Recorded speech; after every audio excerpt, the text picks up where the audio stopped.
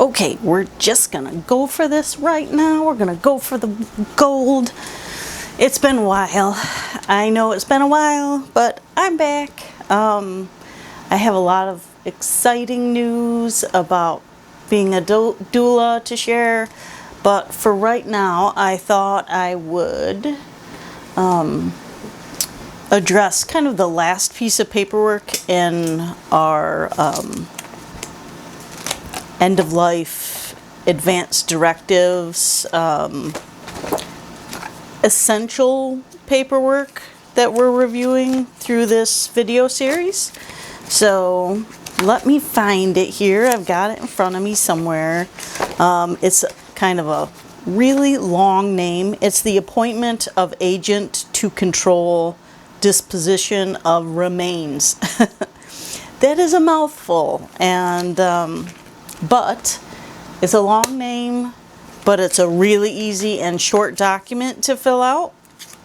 It's not essential, but it's really important if you have kind of extenuating circumstances. And that's why I kind of want to touch on Doulapalooza too, which happened back in August. It is a virtual, no, it wasn't August, it was October, sorry. August hasn't happened yet this year. It was in October, and I meant to make a video on it, and then crazy life stuff happened, and I never got around to it. But here I am, and I thought I would share with you some of the kind of take-home messages from Doulapalooza. And one of them was there was an attorney who was talking about this particular form and how in certain circumstances it's really important to have it filled out. So it looks like this, the New York State version does. And it just designates a person to control what happens with your body. So this person that you designate, you know, can cremate your body or bury it or whatever. It's giving them the power to make that decision. Usually that decision falls on the next of kin, which, depending on the state, it could be your spouse or an adult child or parent. But there's a whole kind of list of who the next of kin is. If that person doesn't exist or whatnot, it falls to the next person. But this form sort of circumvents all that. And the attorney gave an example of when you definitely want this form filled out. And a man died. He told his friends and family that he wanted to be cremated, that those were his wishes, but he had a fiance who didn't agree with his wishes.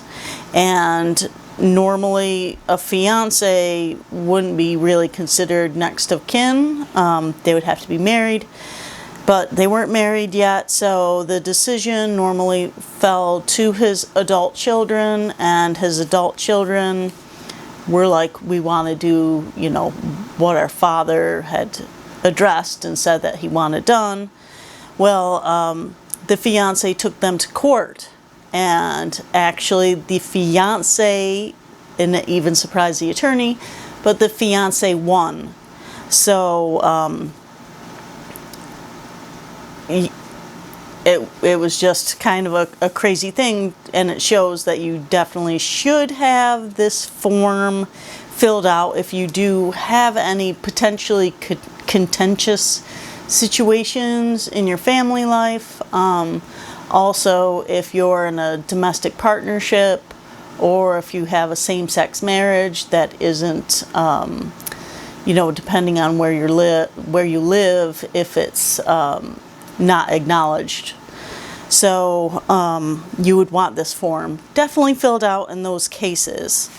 And that brings me to also, don't put what you want done with your body in your will and think that you've pretty much have all your bases covered, because that is in your will. The will isn't read until days to weeks, maybe even sometimes months after you've died. And if you put your body disposition wishes in your will, your family has already buried you or cremated you or whatnot.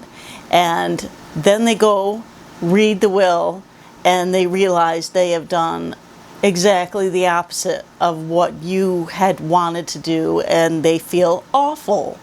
But it's kind of on you because you never had that discussion with them. So it's really important to not put these things in the will and think that you're covered, because you're not. So yes, very important form if you have some extenuating circumstances and things in your life aren't very cut and dried. You want this. And it's going to be a different name depending on the state, so you'll just have to Google, do a Google search on like agent to control disposition of remains, and put in your state, and hopefully you'll find a form similar to this New York State one. What else about Doulapalooza or anything like that? I think I covered everything in a really fast amount of time. So this is the last form and kind of the video series. These were the essentials. So we went over the healthcare proxy, the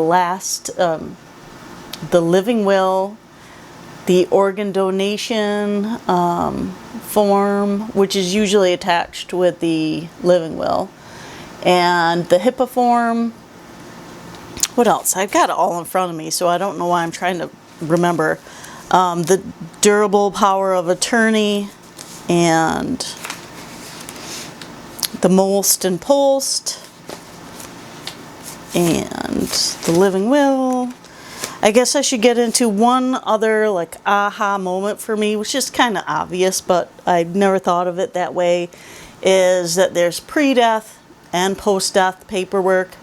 All these things that I just named off were sort of like the pre-death paperwork, the healthcare proxy, the power of attorney. The power of attorney goes into who takes care of your finances while you're still alive, but you're incapacitated or unable to take care of your finances. That's when it would fall to the power of attorney. But once you pass away, all of those designations, like the power of attorney, the healthcare proxy, all that stuff is kind of null and void once you die.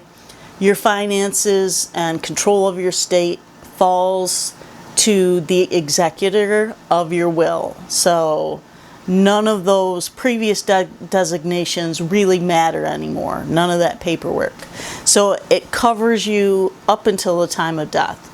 After death, you want to think of a last will and testament, or having a trust, and also that body disposition form. All of that comes into play afterwards. So it's important to have that balance and get both things done. Now, a living will and trust are two different things, but they sort of address the same thing, but just in a different way. And I would strongly suggest seeing an estate planner or lawyer to get all of that sort of buttoned up. It's not essential to see one, but it's really important, especially if you have children and there's like custody issues. What else? If you have a business that you want to sort of give to another person once you die, just if you have a complicated life, lots of property, things like that, or you have a family, relatives that might be, it might get contentious, always cover those bases with a real solid lawyer created plan, and last will and testament, or or trust. There are online will makers that are really great. I suggest going to Cake is the name of the website. I think it's www.joincake.com, and do a search there and just search will makers, online will makers, and that will go over, they reviewed I think 10 or 12 of the best that they found online will makers, and also 10 or 12 of the most affordable. So that's a really great resource if you want to learn more about wills as well and want to learn the difference between a will and a trust. Go on to Cake, because that's a really great resource and website, and I just love it. Yeah, okay, I think that's officially all of that business. I'm going to stop this video, but I will come right back and go over kind of the updates of my doula business. I've got exciting news, happy news, and it'll sort of explain why I've been away for a little while and haven't been making videos. All right, so I'll be right back.